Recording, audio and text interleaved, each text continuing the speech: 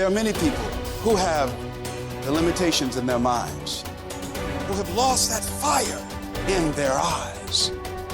You aren't given any breaks in life. You make them for yourself. We are all being tested in life. And how you face that test determines the rest of your life. There's a lot of times where I don't know how I'm gonna move forward, but I ask myself one question: can you take another step? And that answer is always yes.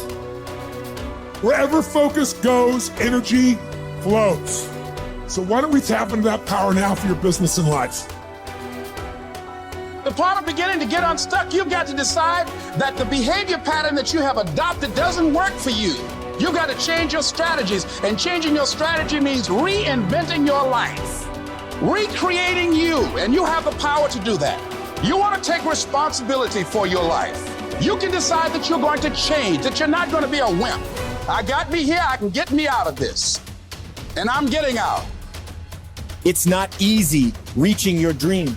It's not easy to achieve a happy and fulfilled life. It's not easy getting up every day, fighting, going through the daily struggles, getting rejected constantly, getting laughed at all the time, going through trials and tribulations, facing the pain of defeat over and over again.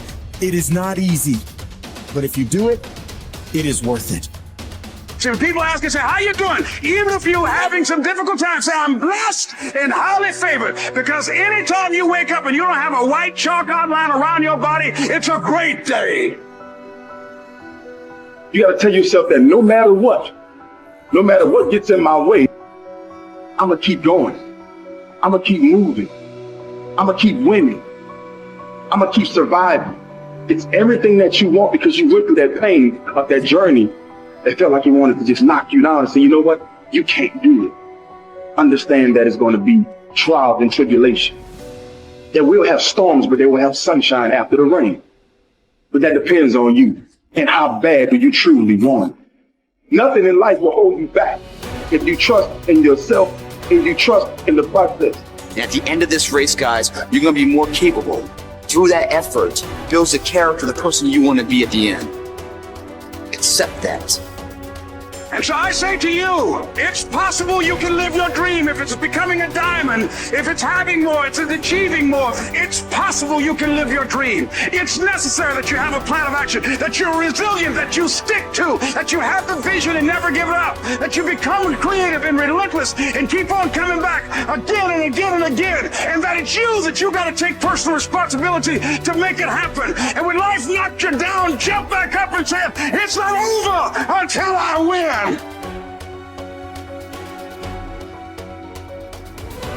What does success look like? What does it take? A human being has come with such open sense of possibilities. Those who are committed to being successful with whatever they're doing, one important aspect of their life is, that is what gets you across so many lines in our life, so many barriers in our life. This happened in your school, maybe later in your university, later in your work. It's happening to people, maybe not everyone, but to a whole lot of people. Their commitment to success is weak. They want to succeed. They will take 3 steps. Then something little interesting happens here. They will go away here. They will go away there. They will go away there. Hey, I want to live. Their commitment to success is weak. Either situations around them in some way, situations can impede you from doing what you're doing very easily. Many times it happens to everyone. But when this happens, people weaken their commitment for their success. Maybe physically they'll feel a little weak. They will weaken their commitment to success. Maybe their emotions slosh around a little bit. They will weaken their commitment to success. So our commitment to success should not weaken because there is social drama going on, or physiological drama, or psychological drama. Whatever happens, your commitment to success should not weaken. That is what gets you across so many lines in our life, so many barriers in our life. So what does success look like? What does it take?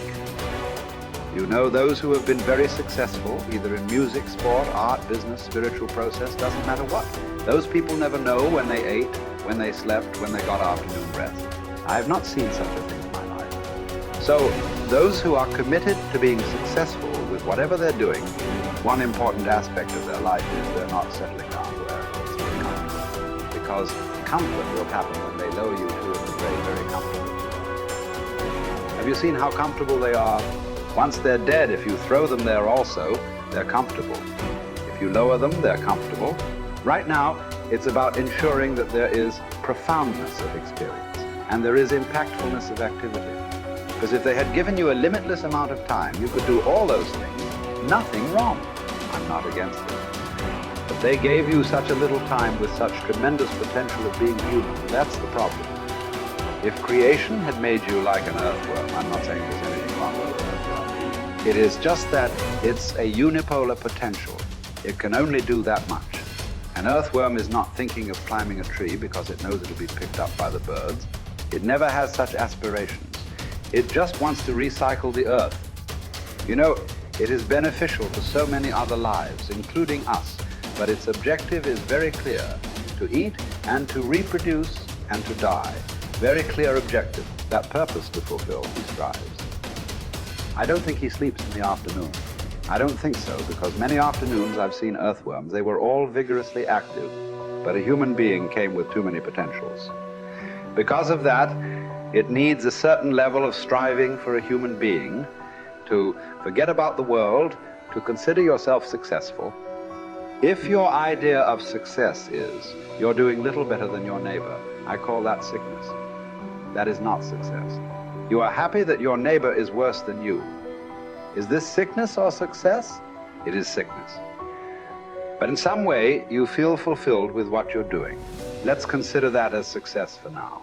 It doesn't matter whether you're better than somebody or worse than somebody. That question should not even come up in your mind.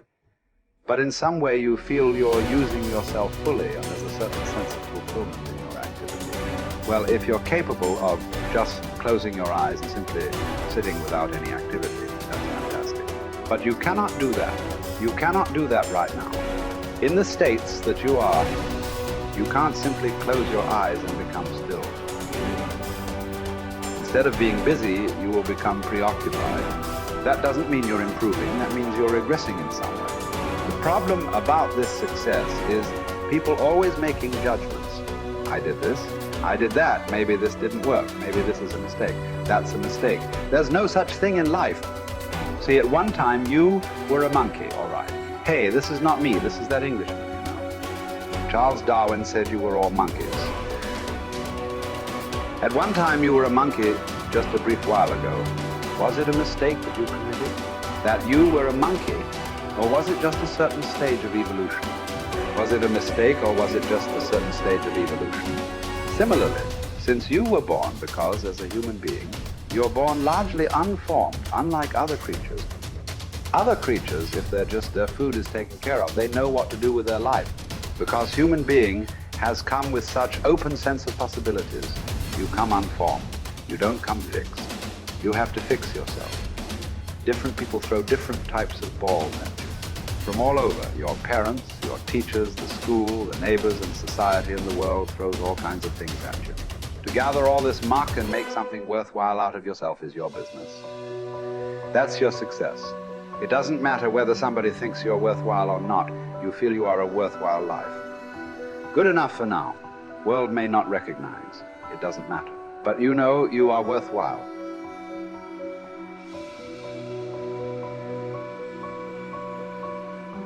It's hard to say what the soul means metaphysically because, say beyond the confines of a single human being, we do have this sense that the soul can expand itself into something that's greater than it has been. It has this capacity for growth.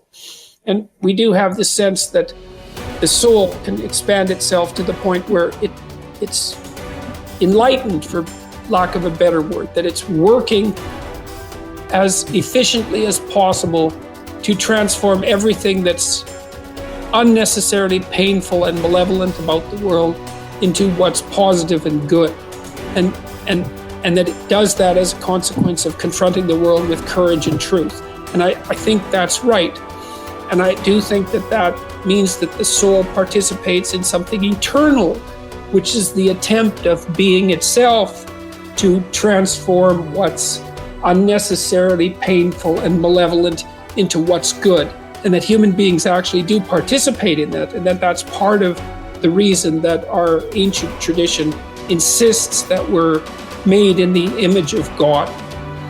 And I think that it's a mistake to underestimate the importance of that, because I don't think that you can live a life of sufficient profundity to protect yourself from being corrupted by suffering and malevolence without adopting a responsibility that's commensurate with that set of ideas. I think that you either orient yourself upward, to the star above the horizon, and try desperately to improve the structure of being, or you work at counter purposes to it and make things worse. I don't think there's a middle ground. In fact, to the degree there is a middle ground, it tilts towards the negative, because people who try to occupy the middle ground generally try to accrue the benefit, let's say, without adopting any of the risk. And that's not acceptable, not helpful. So that's a soul to me.